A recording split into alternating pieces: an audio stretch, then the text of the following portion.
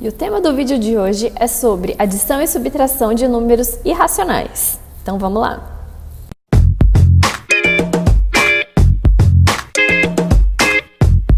Primeiramente, gente, existe uma propriedade na radiciação que permite somar ou subtrair raízes que são semelhantes, tá?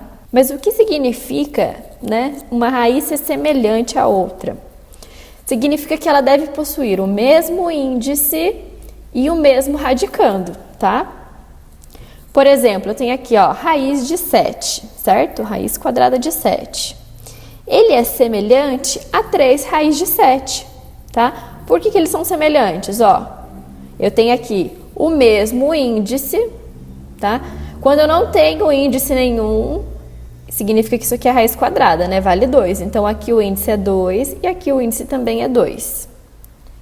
E eu tenho o mesmo radicando. Na primeira raiz o radicando é 7, na segunda raiz o radicando também é 7. Portanto, esses dois termos aqui, eles são semelhantes. Eu posso somá-los ou eu posso subtraí-los, tá? Então, vamos resolver alguns exemplos. Primeiro exemplo aqui, mais simples. Então, eu tenho aqui, raiz de 5 mais raiz de 5, certo? O que eu vou fazer? Quantas unidades da raiz de 5 eu tenho aqui? Uma unidade só, porque eu não tenho nenhum número na frente. Aqui é a mesma coisa, não tem nenhum número na frente, significa que eu tenho uma unidade só. Então, uma unidade mais uma unidade são 2 unidades de raiz de 5.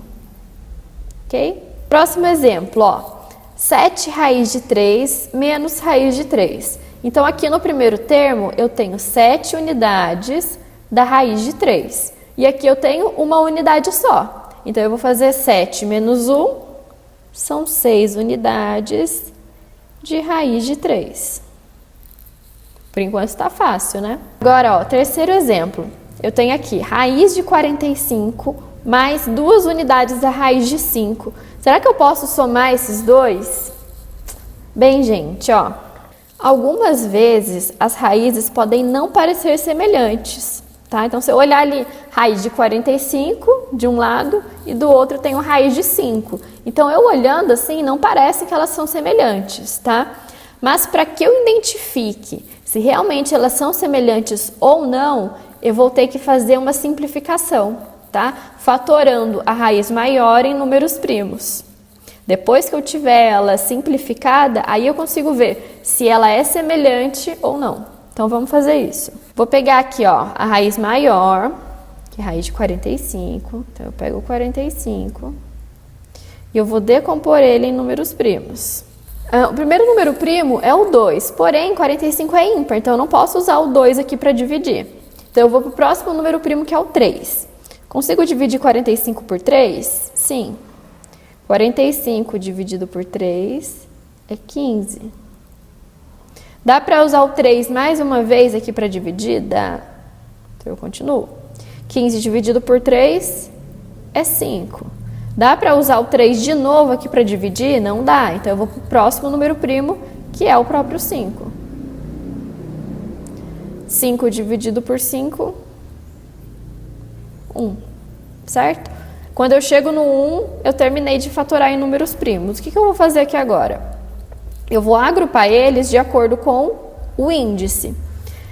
No caso dessa raiz aqui, não tenho nenhum índice. Quando nenhum índice aparece, significa que ele é 2. Então, eu tenho que agrupar de 2 em 2. Quando eu vou fazer esse agrupamento, o 3 eu consigo juntar com o 3, vira 3 ao quadrado. E o 5 não tem ninguém para agrupar, então ele vai sozinho mesmo. Tá? O que eu fiz aqui então? Eu peguei o 45 e eu fatorei ele, eu transformei ele nessa multiplicação aqui, nessa potência e nessa multiplicação. Então, ao invés de escrever 45, eu vou escrever 3 ao quadrado vezes 5. Tá? Essa multiplicação toda e essa potência, ela representa o mesmo valor aqui. Se eu for resolver isso, eu vou chegar nesse 45, tá? Então, é por isso que no lugar de um eu posso colocar o outro. E é isso que eu vou fazer aqui agora. Vou pegar minha raiz. No lugar do 45, eu vou colocar isso, 3 ao quadrado vezes 5. Então, ó, gente, no lugar do 45, eu coloquei isso daqui tudo.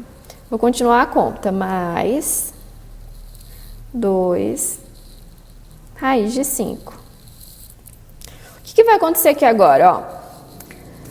Como eu tenho uma potência e ela é o inverso da raiz, as duas se anulam, elas se cancelam, tá? Então, esse 2 ao quadrado cancela com essa raiz aqui. Então, esse 3, ele sai da raiz, ele vai ficar aqui fora, ó. O 5, como ele não tem potência para cancelar, ele continua dentro da raiz. Olha agora, ficou 3 raiz de 5 mais 2 raiz de 5. Agora, como eles são semelhantes, olha só, depois que eu simplifiquei, eu verifiquei que eles são semelhantes. Agora eu posso fazer a soma.